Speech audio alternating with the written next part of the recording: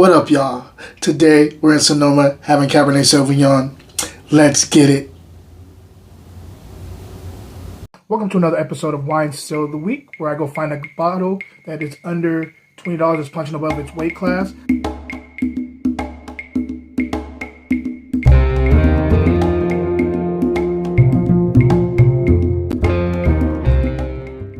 Hey, what up, y'all? Welcome to another one. I cannot wait to get into this with you. As you can see, we have a new setup now. Hopefully you guys enjoy it. I'm trying to change some things up, so be patient with me and stay tuned for everything that's going to be changing up. It is another Wine Still of the Week. I am sorry for last week's.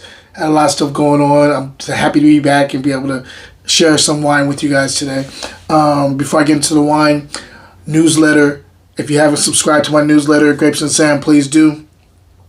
A lot of stuff going on there, and I'll get into that a little bit more at the end of this wine review. So let's get into the wine. Today, we're talking about the Frei Brothers. If you know Sonoma and you've been in any kind of like grocery store or whatever, you've seen Frei Brothers before. This is the Sonoma Reserve. This is Merlot coming out of Dry Creek Valley, 2021, Sonoma County. And here you guys can see that. So I am a huge fan of Merlot. I know a lot of people are not into it, or I've heard people who are not into it.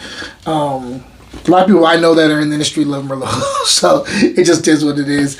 And so I wanted to do a Merlot. I wanted to try to find a reasonably priced Merlot, coming from one of the main areas of either Napa or Sonoma, and I was able to find the Frei Brothers, and I'm curious to how this is going to run. I've had this before years ago, but I'm looking forward to see how good this is and how balanced this is. So let's get right into it.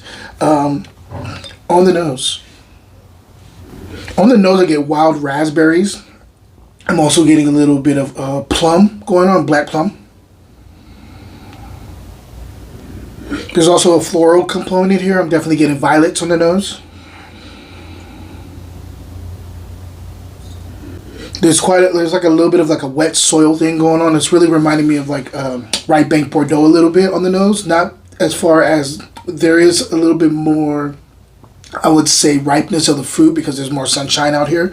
So you're definitely getting that like little bit more fruit aromas jumping out. But the something that does remind me of the Right Bank is the way I always get wet soil when I'm talking about Right Bank Bordeaux. Sometimes Left Bank too, but mostly Right Bank Bordeaux, which is Merlot dominant area.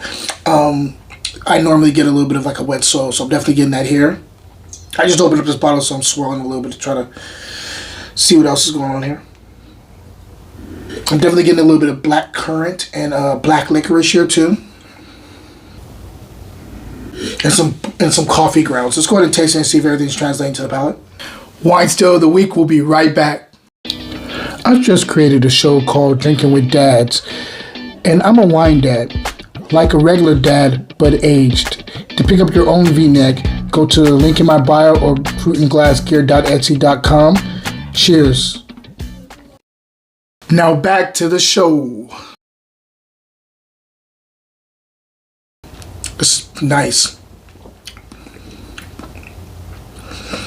This is very nice. This is my kind of Merlot here. Let's talk about structure. Full body. Full body Merlot. I wanted to go medium plus, but no, this is full body. Great mouthfeel, just very velvety throughout the palate. The finish is long. Tannins are very supple, easily approachable, but there is some tannin here. And there's a little bit of a bitter tannin on the finish, but not too much because the fruit is kind of balancing out some of that bitterness in the finish. And I do like that. I like that. I like when it's, if there's going to be some bitter, I need the fruit up front. If there's going to be fruit, I need a little bitter or some acid on the front to kind of balance it out. It's just the way my mouth works. I like a little bit more of a tandem attack on my palate. Acid is decent amount of acid here too. I'm gonna say medium, but it's almost tiptoeing to medium plus. I don't normally get that with Merlots. Quite a bit of acid here.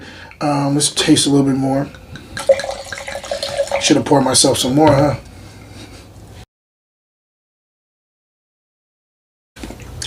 Okay, so the way it hits your palate, I'm going to actually change my answer. It's not full body, it's medium plus body here. It's between the two, but I'm going to go with medium plus. Now that I got a chance to try it out a little bit more, it does approach with the raspberries, the wild raspberries, along with like these blueberries that I wasn't catching on the nose up front. As you get to the second core, you get a little bit of more of the plum with the skin, like a little bit of like a tartness from the skin here too.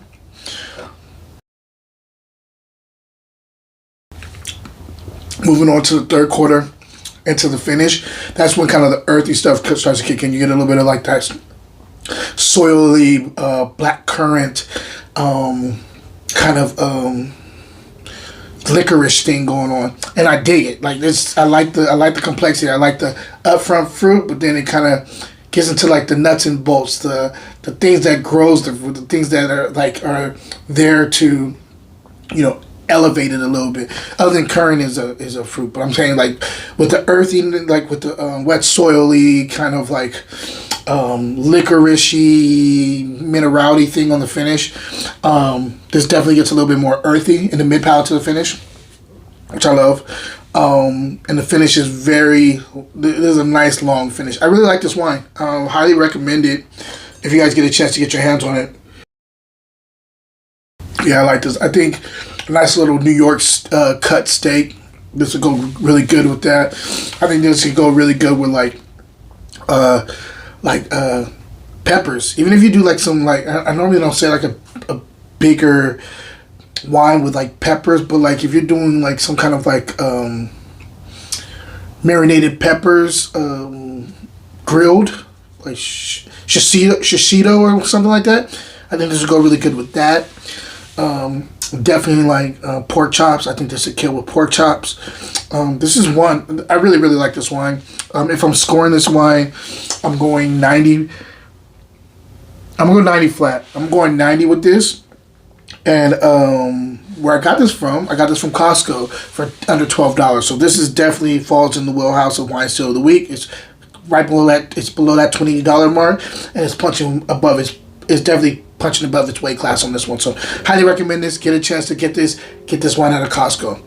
Other than that, guys, newsletter. I got a lot of stuff coming your way. It is Publishers Week, and so I have some stuff coming about, you know, what's going on in the publishing industry at the moment, what things are, what's to look for, what's to look out for, different ways of publishing that are happening. I'll be dropping some of that this week. Of course, I'll also have some discounts. So if you haven't set up for subscribing to my newsletter, please do.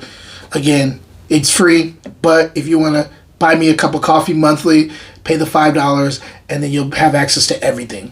I have a lot of stuff coming in for paid subscription, so, you know, stay tuned for that. And yeah, question of the day: who's your favorite producer of Merlot in California? Let's make it easy, guys. Until next time, cheers.